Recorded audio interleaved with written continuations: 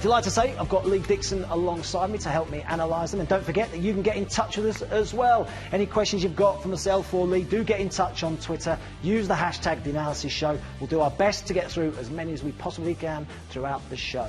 Right, Lee, let's start with your former club, Arsenal, against Everton. Bit of transition for both looking for a new manager. We expect, or we're expecting, maybe Carlo Ancelotti will take charge of Everton, Mikel Arteta at Arsenal. Do you think that's going to be the case?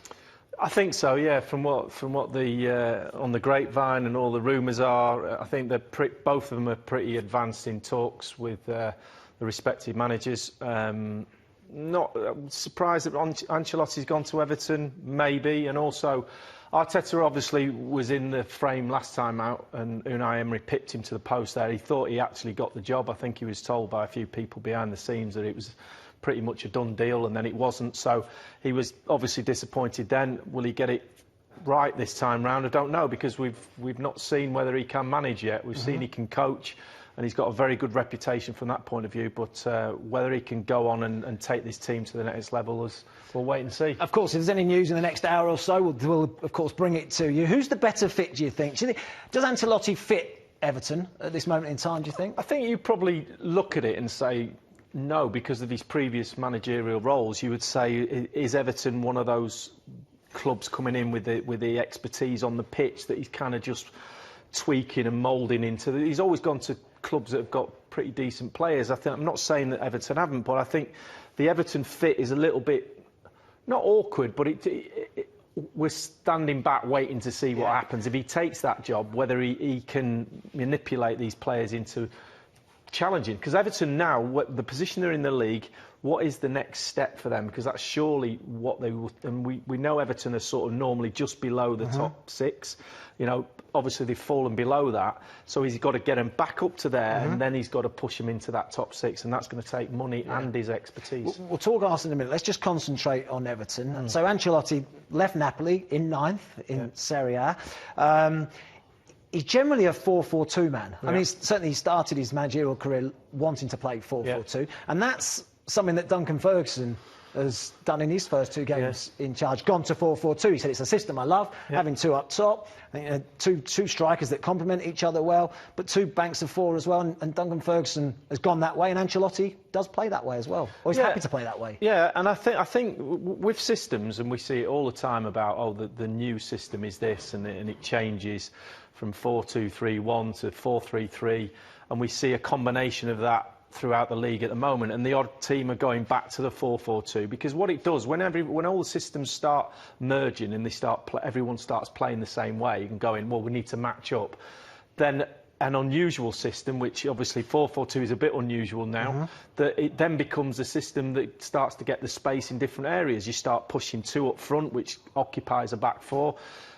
So then it all starts changing again. So that's why it goes round in circles, because then they'll start matching up at 4-4-2 eventually, and then someone will go, do you know what, we'll go 4-2-3-1, and we'll change it up a bit. So that the brave managers change it up and think of something different, albeit it's not different, because we've seen 4-4-2 since time began. Yeah, what we've seen under Duncan Ferguson as well with this Everton team is a team that are putting in a tackle, putting in a shift. Absolutely. That's the first thing he's asked from them. But we haven't necessarily seen that from this Everton team this season, and that's why they are where they are. But in the last couple of weeks, we've seen a reaction from them. Yeah, and that's exactly what you'd expect from him.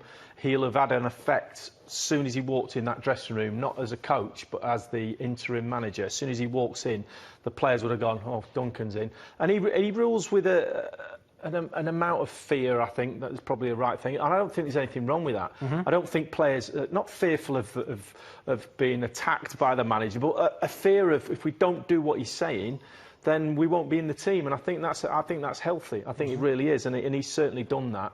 And I think he'll be around for a long time, back in a coaching role if Ancelotti takes over. OK, let's go to Arsenal then. Mikel Arteta.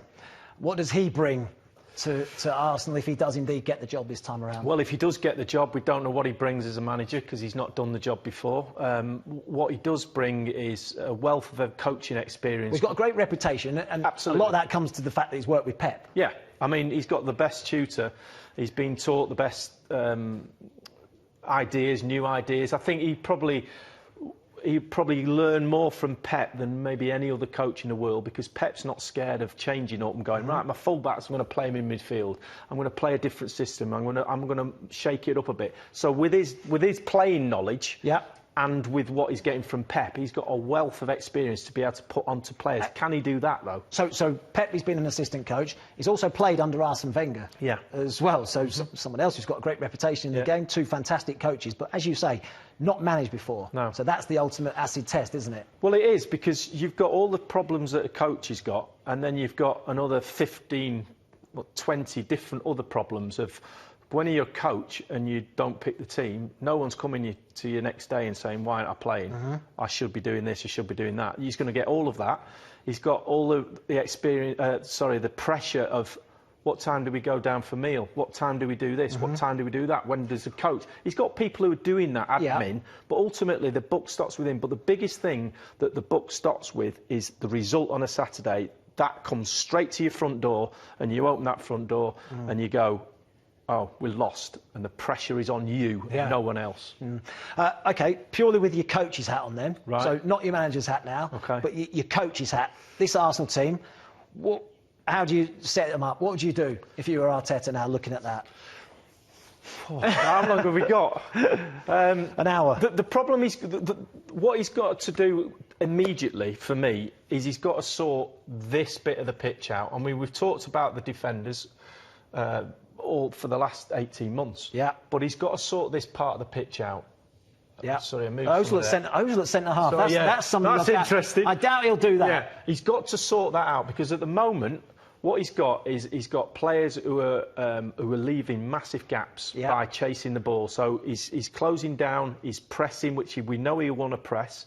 But his pressing has to be organised. At the moment, it's not. We're getting situations where Torreira's chasing the ball, Guendouzi's coming over, and they're leaving huge amounts of gaps. And these two centre-backs, whoever they are, whether it's Luis or whoever, are in a position where they end up going... They have made mistakes, no doubt about that, but they end up going, we've got to go back to our goal. And so if you think about Arsenal playing, you go fast on the break, they get men forward, and then they all end up running back to their own goal within the next 20 seconds of losing the ball. That's every single week, and it happens time and time again.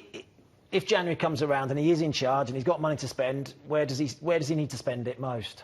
Well, he needs to work... Firstly, he needs to work out what he's going to do with him, and that's a programme in itself. You know, we've got a 2-hour programme just sorting that one out. What he's got to do is decide how he's going to play at the back, whether he's going to play 3 at the back, he's going to play a 4. If he plays a 4, who are his 2 best centre-halves? And then the biggest thing for me is, how do I protect that area of the pitch in a position like this to form some sort of triangle, whether it's 2 or 1, and then we break from there. But this guy... Well, a bit like at City then. So, like City, absolutely. where they've got Fernandinho, although he's now dropped into there, Rodri, Gundogan, someone who just sits there, doesn't go chasing. Correct. We don't have anybody like that. He plays like that for Uruguay. He sits there and he doesn't move.